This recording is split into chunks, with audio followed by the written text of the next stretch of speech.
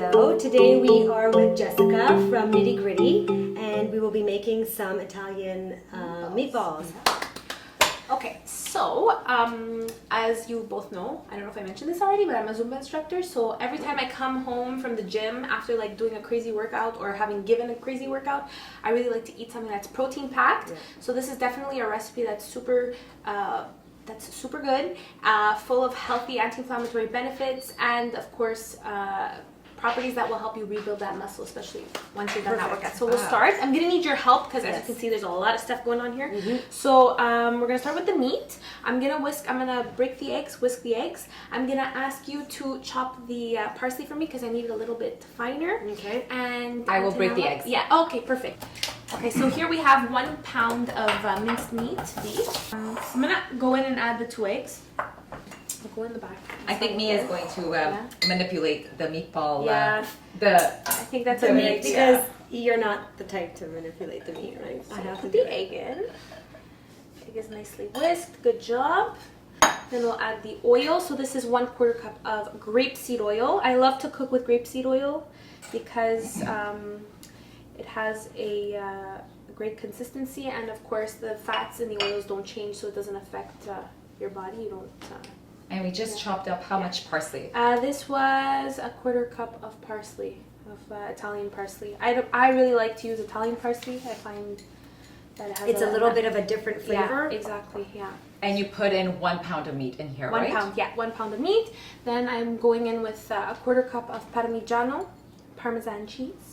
Excellent. Yeah. And then some minced garlic. I mean, this we put about 1 tablespoon, but you could put more. You could put less. If you like a garlicky flavor, then you add more. If you don't like it, put less. A tablespoon is approximately like 1 clove. If it's a normal, decent sized clove. Approximately. 1 clove, yeah. And we didn't mention this during the preparation stage, but if you take out the root of the garlic, it doesn't come out as strong, so you could put a little more. So the root, like that little thing in the middle? Exactly, yeah. Then we have 2 teaspoons of Mrs. Dash. No salt. Oh, I think you need a spoon. Oh, yeah, we definitely need a spoon. Thank you so much.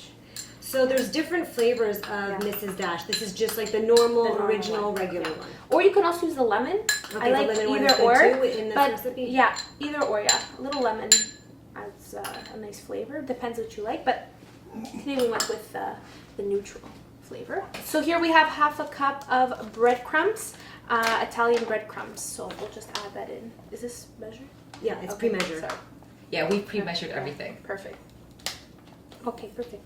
That's good. This is okay. Perfect. I'll just. Sorry, guys. Pour it all in. Yeah, pour it all in. I'm just thinking of how we're gonna mix this all together after. You left over that. And then we have a 1/4 cup of the Empowdered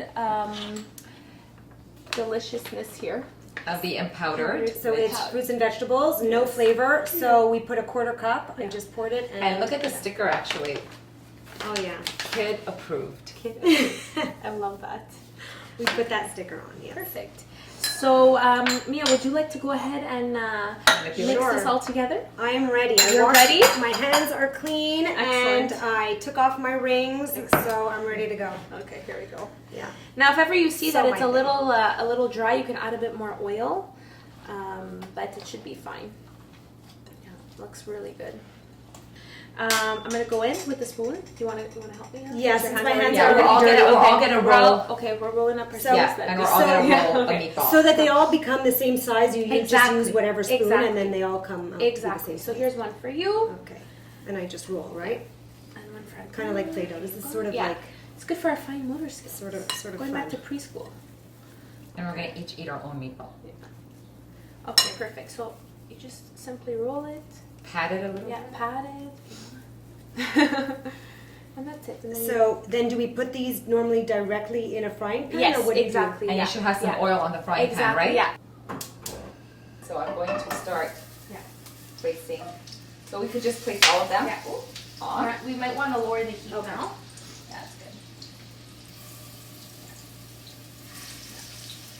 And if you're putting these in the oven, you can also garnish garnish them with some sweet potato, put them around, put some sweet potato around the meatballs, and Okay, make so it like you're a cooking whole other meal. stuff Yeah, at the same exactly, time exactly, as... yeah. Okay.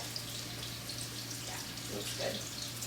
So now, Jessica, what do we do? We wait until it browns on one exactly, side. And Exactly. You wait, and then you have to keep moving them around so that each part of the meatball cooks well. And the one, see, as you can tell, if you come a little closer, it's already starting to cook. And how they look. But I mean, yeah. So you want to make sure that you cook each side, and to make sure that they're ready, you can cut one open closer to the frying. Great. Excellent. See? There they look nice and dry. Here. Cheers. See the Italian meatballs, nitty gritty Italian meatballs. Open this up. Oh, very good. Excellent. They came out very well. Delicious. Very good. Thank you. Jessica, from Thank you Nitty so Gritty, much. thank you so much. Thank you for having me.